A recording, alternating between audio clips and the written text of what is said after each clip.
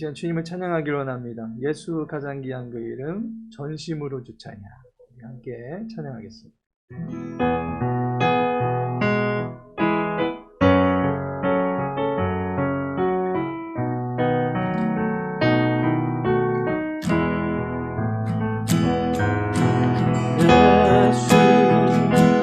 가장 귀한 그 이름 예수 언제나 기도드리사 오 예수 나의 손 잡아주신 가장 귀한 그 이름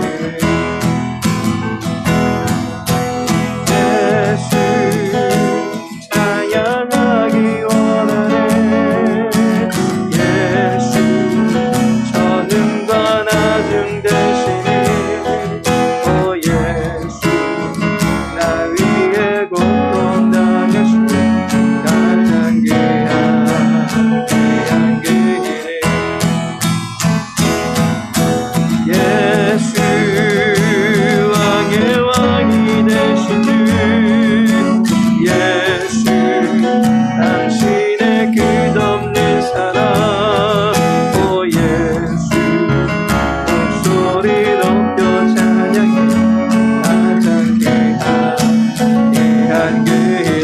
찬양합니다. 예수 예수 가장 귀한 그 이름 예수 언제나 기도드리사 오 예수 나의 손 잡아주신 가장 귀한 그 이름 예수 예수 찬양하기 원하네 예수 저능과 나중 대신에 오 예수 날 위해 고통당하신 가장 귀한 그 이름 예수 왕의 왕이 되신 주 당신의 끝없는 사랑 오 예수 목소리 높여 찬양해 가장 귀한 그 이름 전심으로 주 찬양 주의 이름 높이 올려드리세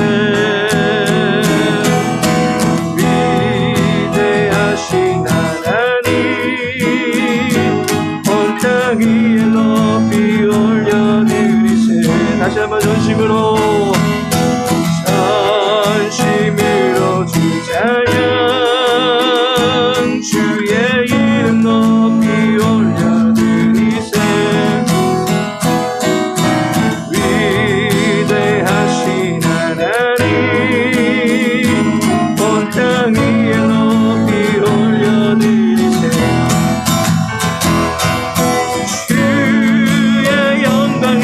하늘 위에 놓고 주의 찬송을 세계 끝까지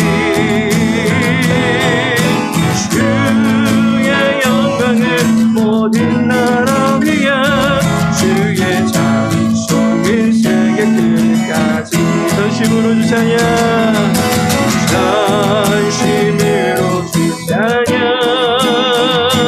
주의 이름 높이 올려드리세 위대하신 하나님 온 땅 위에 높이 올려드리세 주의 영광을 하늘 위에 놓고 주의 찬송을 세계 끝까지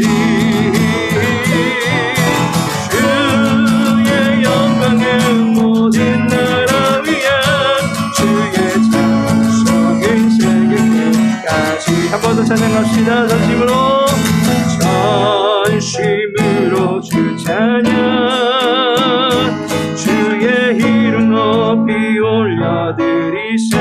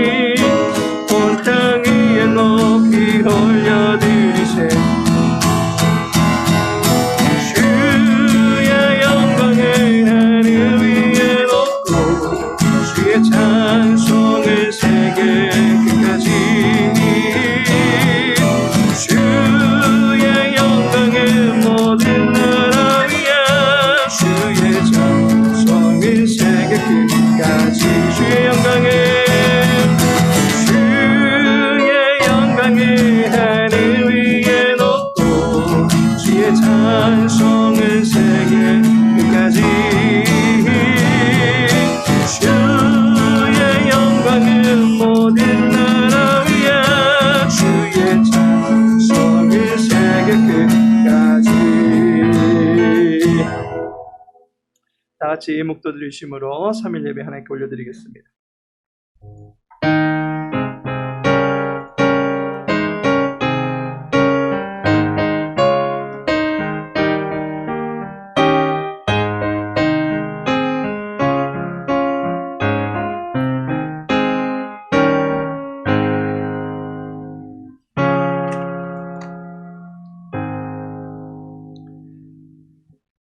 아버지 하나님, 오늘도 우리에게 예배를 통해서 주님을 만날 수 있는 귀한 은혜를 베풀어 주시니 감사를 드립니다.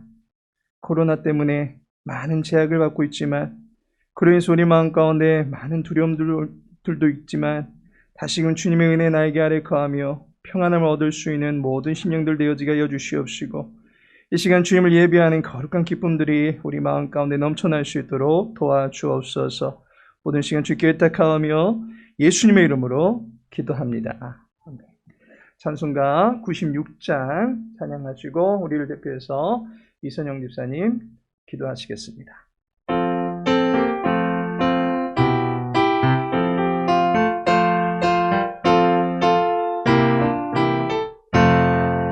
예수님은 누구신가 우는 자의 위로와 없는 자의 풍성이며 전한 자의 높음과 잡힌 자의 노임되고 우리 기쁨 되시네.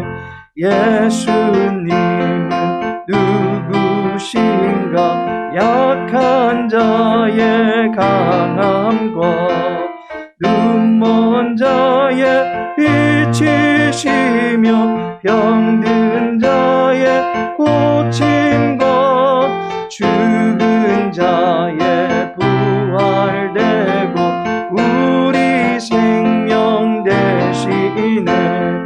예수님은 누구신가 주한 자의 정함과 죽을 자의 생명이며 의인들의 중보와 멸망자의 구원되고 우리 평화 되시네. 예수님은 누구신가 온 교회의 머리와 온 세상의 구주시며 모든 왕의 왕이요 심판하실 주님 되고 우리 영광 되시네.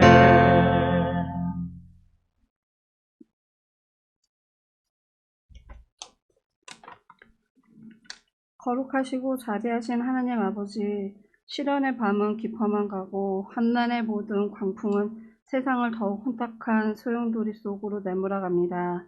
이런 어둠이 팽배해진 시대에 우리 믿음의 백성들이 긍정의 생각을 긍정의 마음에 전복하여 믿음의 청지기로 살도록 베풀어 주시는 하나님의 무한하신 사랑과 은혜에 감사와 찬송을 올리며 경배합니다.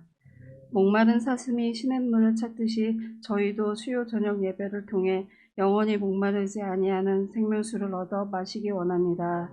저희가 온 마음과 정성을 다해 영과 진리로 예배하며 세상에서 지치고 상한 심령을 치유받고 세상 근심과 걱정과 염려에 대해 모두 위로받기를 간절히 원합니다. 참된 평안을 얻는 예배자가 되기를 원합니다. 만유를 섭리하시고 하시는 하나님 아버지, 대한민국의 아픔과 시련을 가볍게 보시고 도와주시기를 간절히 기도합니다. 제20대 대통령 선거를 통해 이 땅의 자유민주주의와 자유시장 경제가 정상적인 모습을 되찾아 온전하게 회복하기를 되기를 간절히 원합니다. 오미크론이 후세종을 이루며 교회에도 막대한 지장을 초래하고 있습니다. 과학적이고 예측 가능한 방역 체제가 조속히 확립되어 효과적인 자율 방역이 실시되기 원합니다. 어렵고도 힘든 시기에 언제나 주님이 교회에 임재하시며 힘과 용기를 주시고 교회를 통해 절망과 좌절의 늪에 빠진 심령들이 희망의 불꽃을 활활 불태우기를 바랍니다. 하나님과 교회와 성도들을 섬기는 담임 목사님의 영과 육이 강건하고 무한한 복을 내려받게 하여 주시고 성령의 지혜와 능력을 덧입은 영적 지도자로 전능하신 주님이 세밀한 음성을 전하실 때 모든 성도들의 마음속에 은혜와 평강이 강같이 흐르고 사랑의 온정이 바다 물결같이 임하여 성령과 온전히 교통하는 소중한 시간이 되게 하여 주세요. 혼란의 세찬 광풍이 불고 있는 세상에 십자가의 탑의 조명을 더욱 빛나게 하시고 신실한 신앙의 불은 못 신령에게 소망의 불씨가 되게 하소서.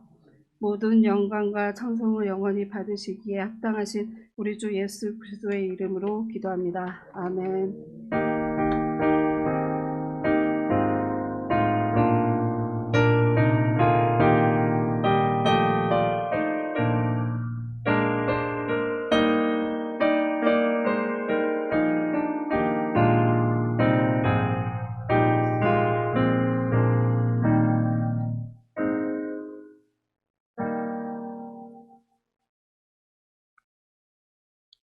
이 시간 함께 나눌 말씀 마태복음 17장입니다.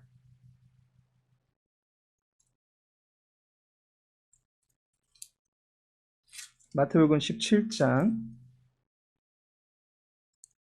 5절 말씀입니다.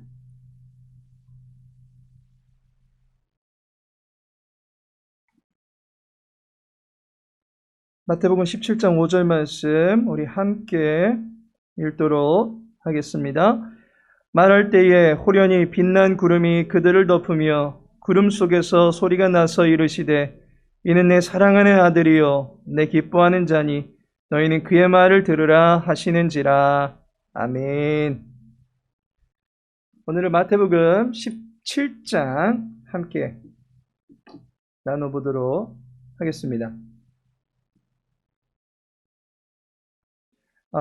구조를 알고 성경을 읽으면 즐거움이 있습니다. 마태복음 17장을 함께 읽고 또 우리 이 시간 구조를 한번 알아보도록 하겠습니다. 우선 지난 시간에 살펴봤던 마태복음 16장 간단하게 살펴보겠습니다. 마태복음 16장은 예수님의 정체를 신학적으로 명확하게 소개해 주고 있습니다. 마태복음 16장 16절에 시몬 베드로가 대답하여 이르되 주는 그리스도시요 살아계신 하나님의 아들이시니이다 라고 말씀하고 있습니다.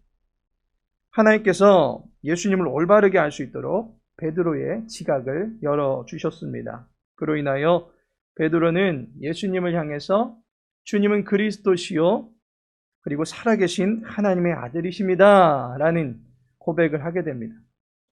예수님이 누구신가 라고 하는 많은 이견들이 있었는데 그 이견들의 하나를 지지하는 것이 아니라 하늘의 하나님께서 깨닫게 해주셔서 믿게 된 바를 그는 고백하고 있는 것입니다. 주는 그리스도이십니다.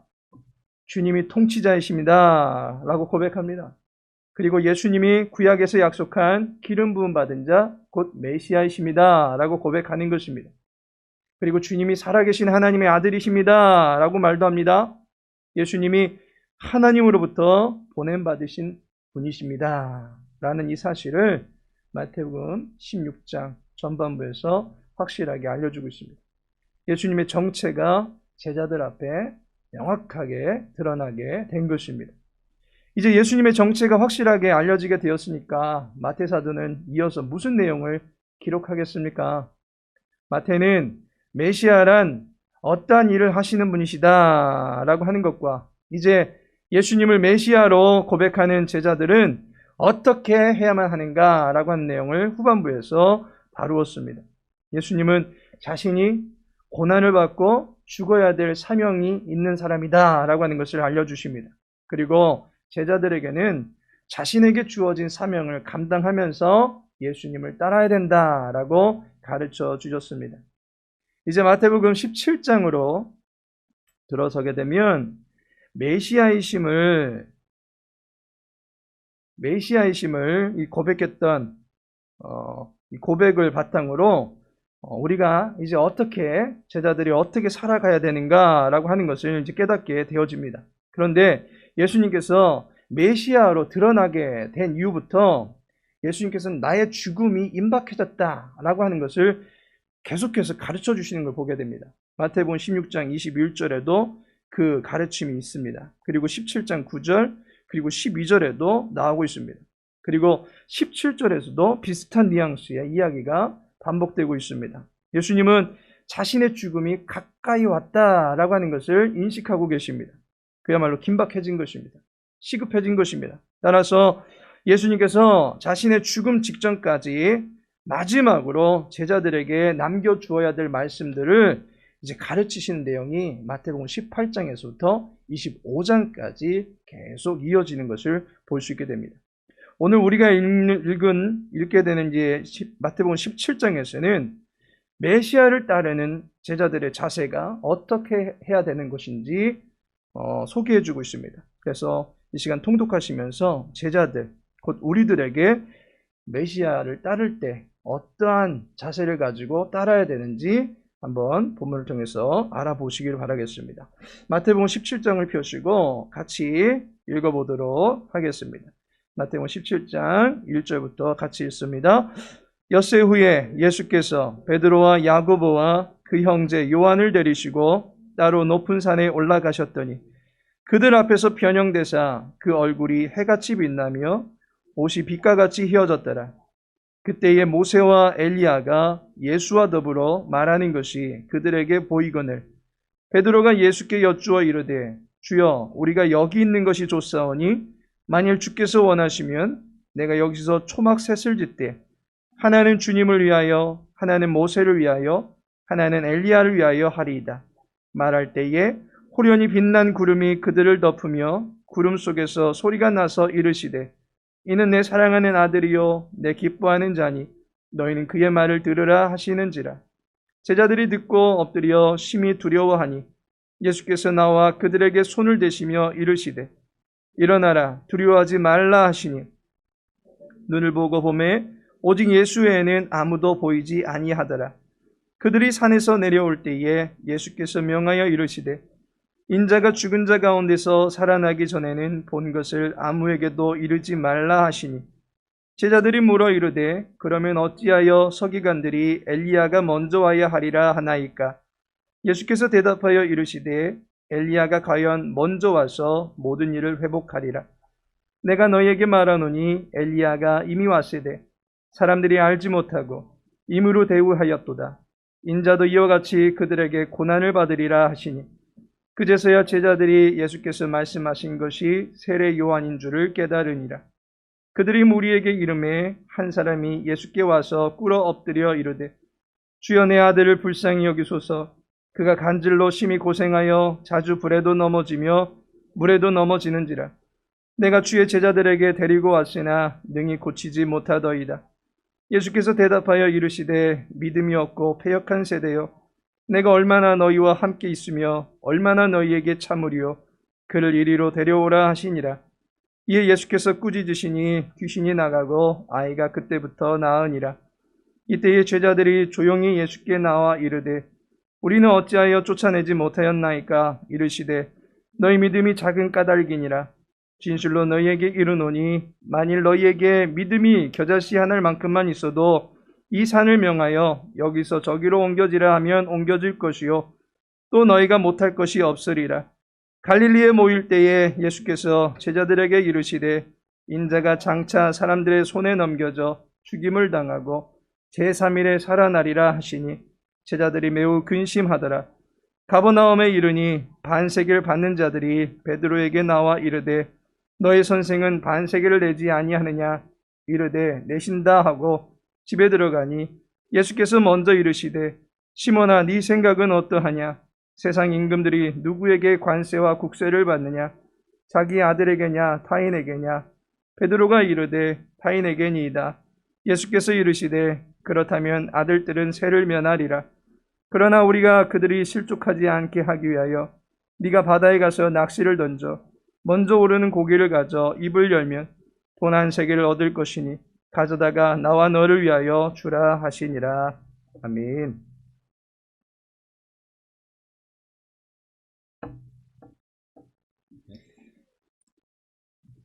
마태복음 17장의 구조를 먼저 살펴보겠습니다. 읽으시면서 찾아보셨습니까? 메시아를 따라야 할 때 우리의 자세가 무엇이 있는가 세 가지가 나와 있습니다. 따라서 우리는 이 내용에 근거해서 본문을 세 단락으로 나누어 볼 수가 있습니다. 메시아를 따르는 자에게 필요한 자세는 세 가지입니다. 첫 번째가 들으라라는 것입니다. 그리고 두 번째가 믿으라라는 것입니다. 마지막으로 주라라는 것입니다. 이 내용을 담고 있는 각 단락을 자세히 살펴보도록 하겠습니다. 지난 시간에 다루었던 마태복음 16장 24절에는 이에 예수께서 제자들에게 이르시되 누구든지 나를 따라오려거든 자기를 부인하고 자기 십자가를 지고 나를 따를 것이니라 라고 말씀하고 있습니다. 여기서 따르다 라는 말이 두 번 언급되고 있습니다. 우리는 예수님을 부리는 존재가 아닙니다. 그렇다고 예수님을 가르칠 수 있는 존재도 아닙니다. 예수님은 우리의 스승이고 또한 하나님 앞에서의 합당한 삶이 무엇인지 예수님은 그분의 삶으로 우리들에게 보여주신 우리들의 선구자이십니다. 신앙의 올바른 도리를 보여주신 분이 바로 예수님이십니다. 길이 아닌 데로 가면 방황하게 되어 있고 자칫 천길 낭떠러지로 떨어질 수도 있을 것입니다. 따라서 예수님이 가신 길을 그대로 밟아 나갈 수 있기 위해서 우리는 그분을 따라가야만 하는 것입니다. 이때 우리가 그분을 따라가는 구체적인 자세가 오늘 17장에서는 세 가지 모습으로 소개해 주고 있습니다. 먼저 들으라는 것입니다. 예수님의 말씀, 가르침, 교훈을 우리는 들을 수 있어야만 합니다. 본문 1절을 보시면 엿새 후에 예수께서 베드로와 야고보와 그 형제 요한을 데리시고 따로 높은 산에 올라가셨더니 라고 말씀하고 있습니다. 엿새 후에 라고 하는 것은 앞선 16장의 가르침을 전한 후다라고 볼 수 있습니다. 그런데 16장의 마지막 말씀을 보시면 여기 서 있는 사람 중에 죽기 전에 인자가 그 왕권을 가지고 오는 것을 볼 자들도 있느니라 라고 말씀하고 있습니다. 이 구절은 예수님의 재림을 염두에 두고 하신 말씀이 아닙니다. 왜냐하면 여기 서 있는 사람 중에 라고 말씀하고 있기 때문입니다.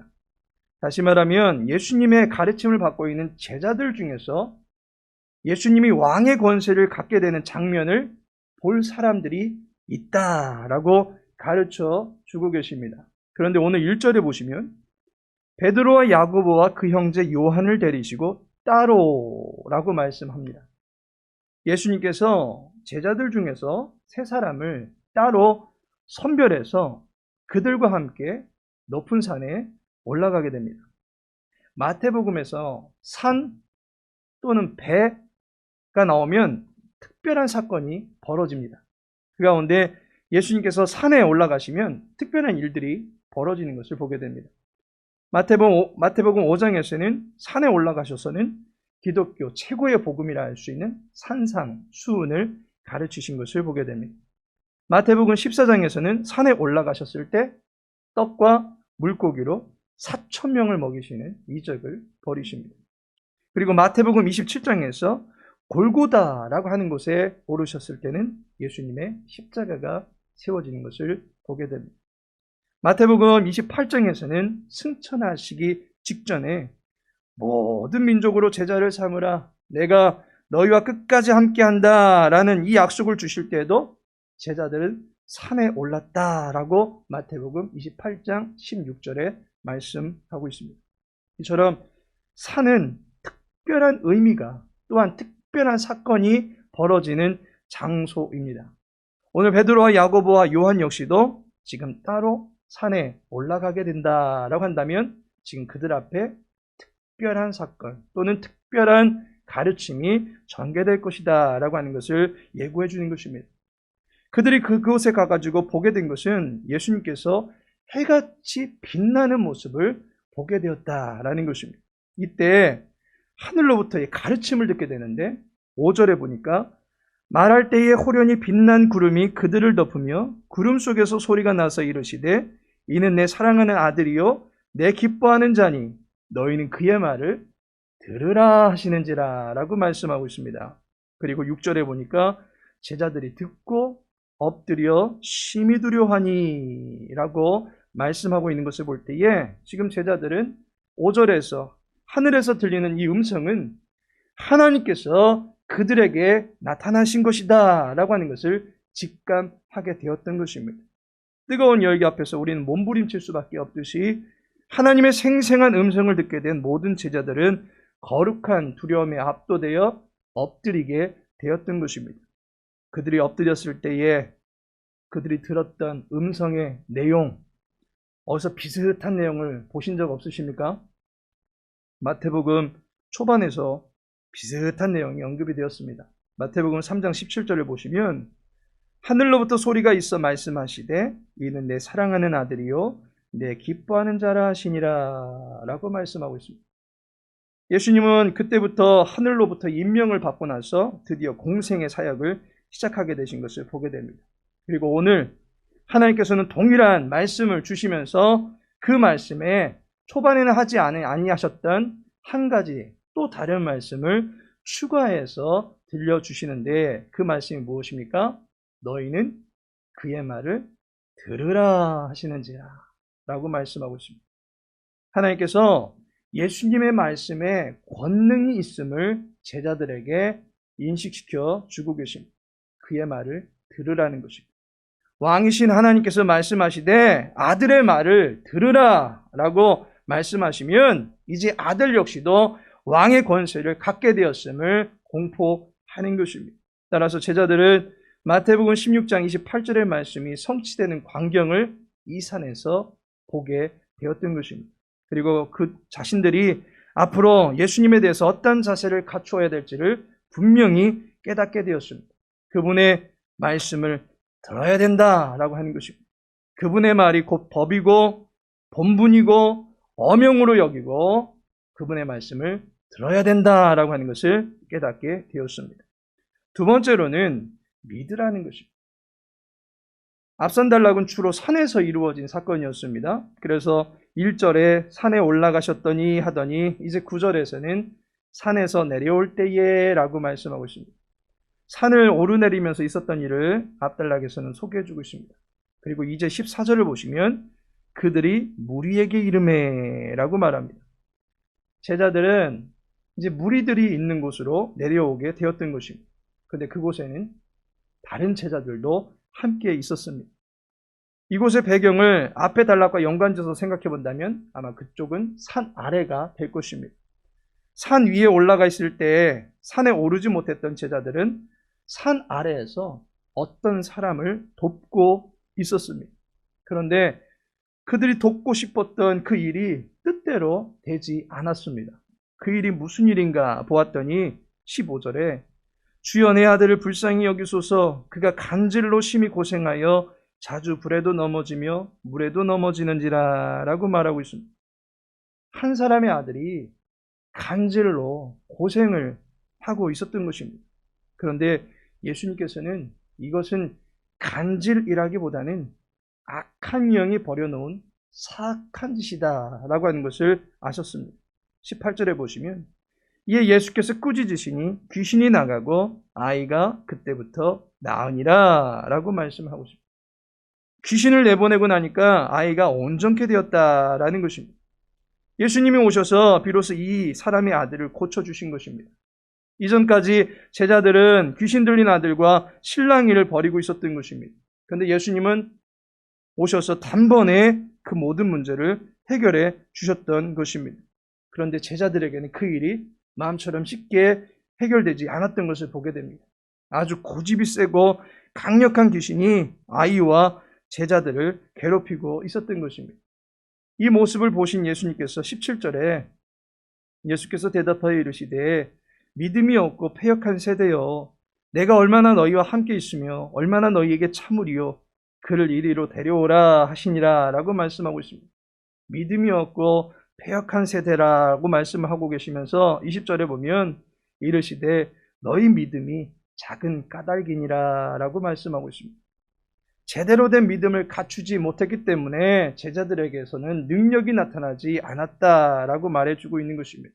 그러면서 겨자씨 같이 작다 할지라도 제대로 된 믿음 갖추고 있어야 된다라고 가르쳐주고 있습니다.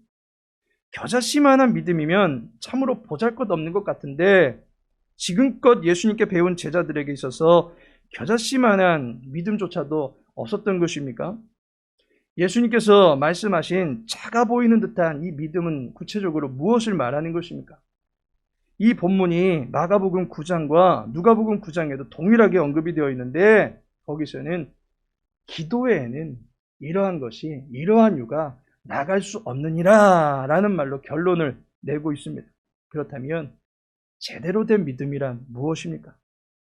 예수님의 이름에 권능이 있음을 믿고 그 이름으로 기도하며 살라는 것입니다.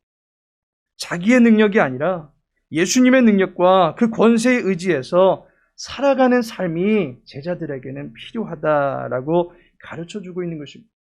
그 이름에 의지하여 기도하는 것이 다른 어떤 것보다도 작아 보이고 초라해 보이고 실없는 것처럼 보일 수 있을 것입니다. 그런데 그 이름에는 능력이 분명히 있다라고 하는 것입니다. 겨자씨처럼 작아 보일지라도 그 이름 하나에는 거대한 능력이 나타날 수 있다라고 가르쳐주고 있습니다. 사도행전에서 베드로와 요한이 성전 미문에서 구걸하던 안전뱅이를 만났습니다.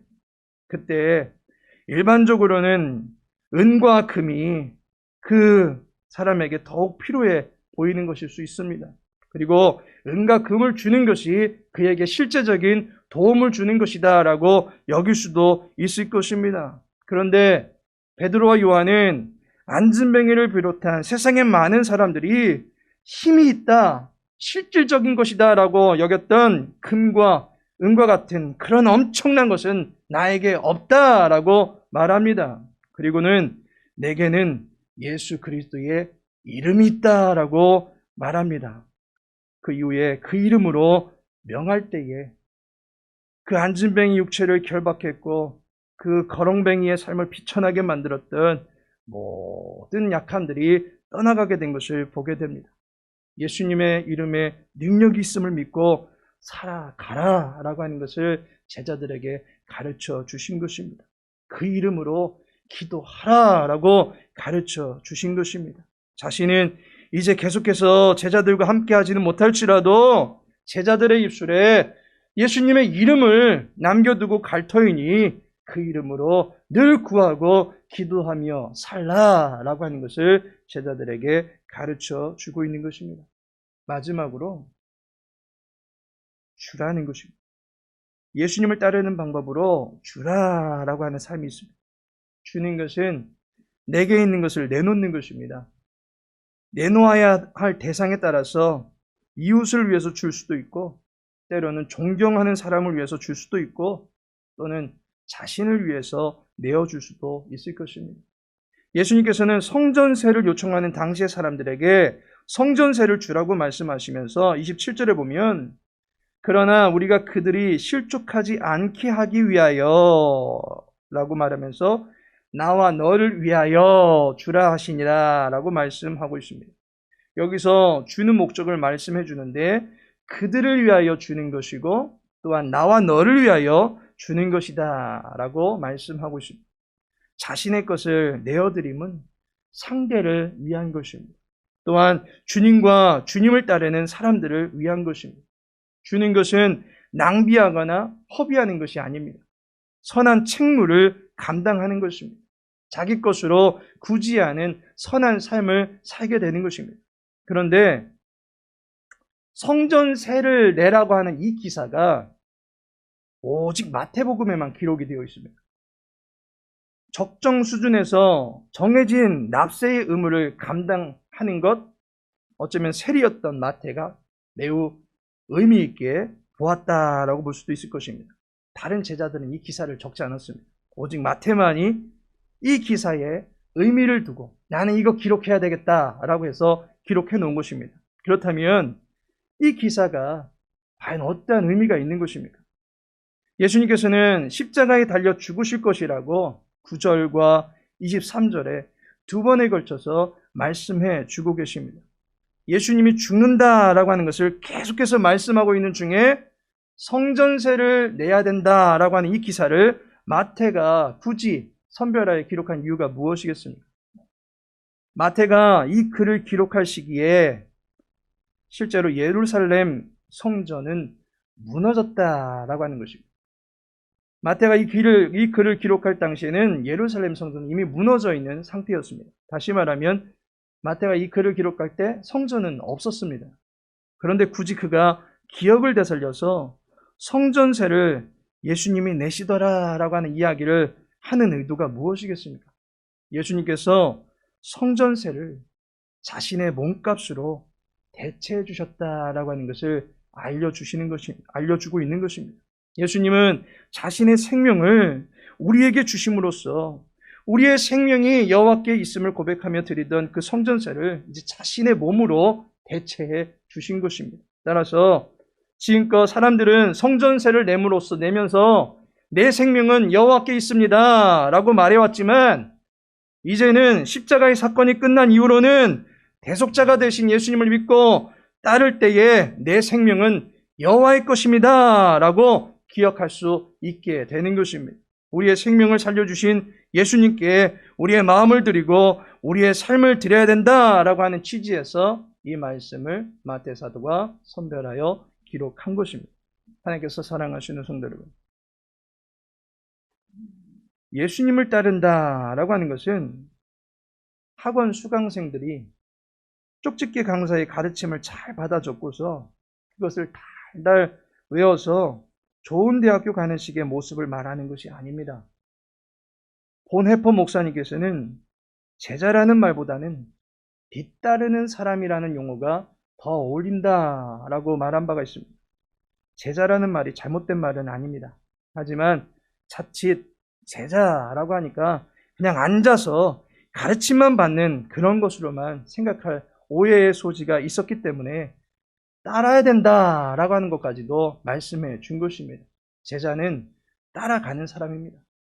부분적인 것만 취사 선택해서 따라가는 것이 아닙니다.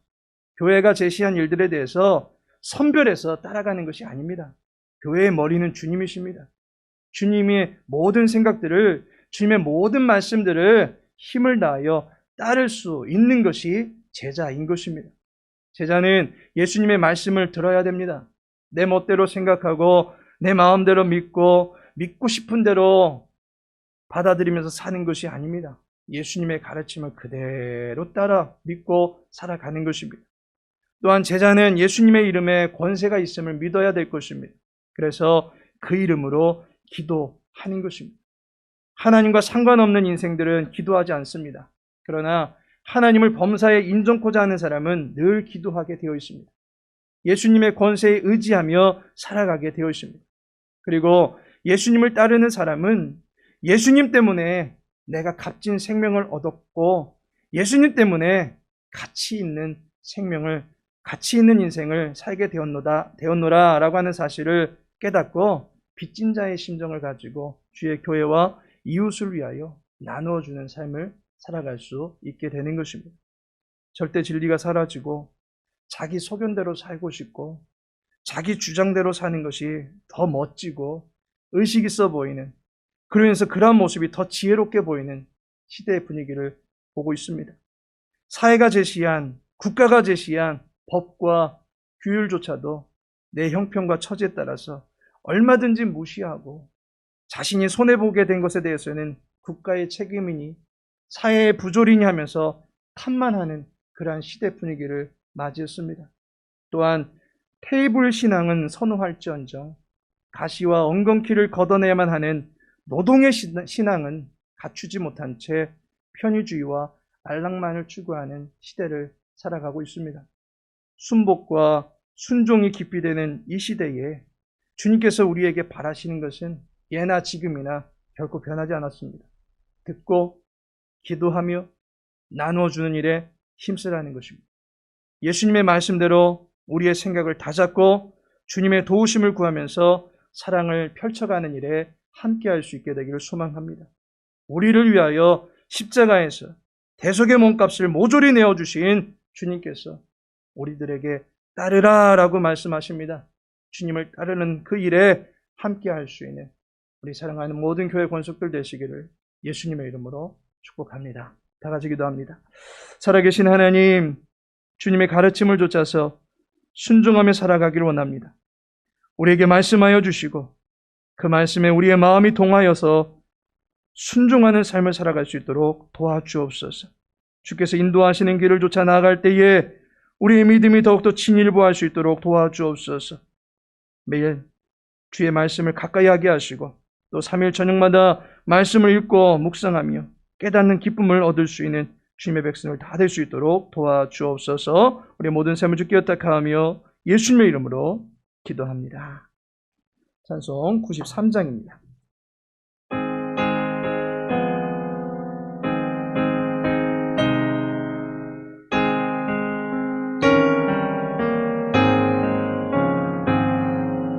예수는 나의 힘이요 내 생명 되시니 구주 예수 떠나 살면 재중에 빠지리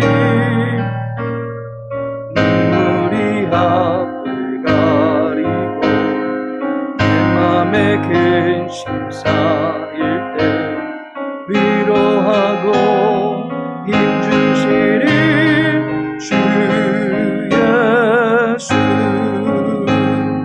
예수는 나의 힘이요 내 친구 되시니 그 은혜를 간구하면 풍성히 받으리 햇빛과 빛을 주시니 주수할 곳이 많도다 귀한 열매 주시는 이 주 예수. 예수는 나의 힘이요 내 기쁨 되시니 그 명령을 준행하여 늘 충성하겠네. 주야로 보호하시며 바른 길 가게 하시니 의지하고 따라가리 주 예수. 예수는 나의 힘이요 내 소망 되시니 이 세상을 떠나갈 때 본 영생 얻으리 한없는 복을 주시고 영원한 기쁨 주시니 나의 생명 나의 기쁨 주 예수. 하늘에 계신 우리 아버지여 이름이 거룩히 여김을 받으시오며 나라 임하옵시며 뜻이 하늘에서 이룬 것 같이 땅에서도 이루어지이다. 오늘날 우리에게 일용할 양식을 주옵시고 우리가 우리에게 죄 지은 자를 사하여 준 것 같이 우리 죄를 사하여 주옵시고 우리를 시험에 들게 하지 마옵시고 다만 악에서 구하옵소서. 대개 나라와 권세와 영광이 아버지께 영원히 싸움나이다. 아멘.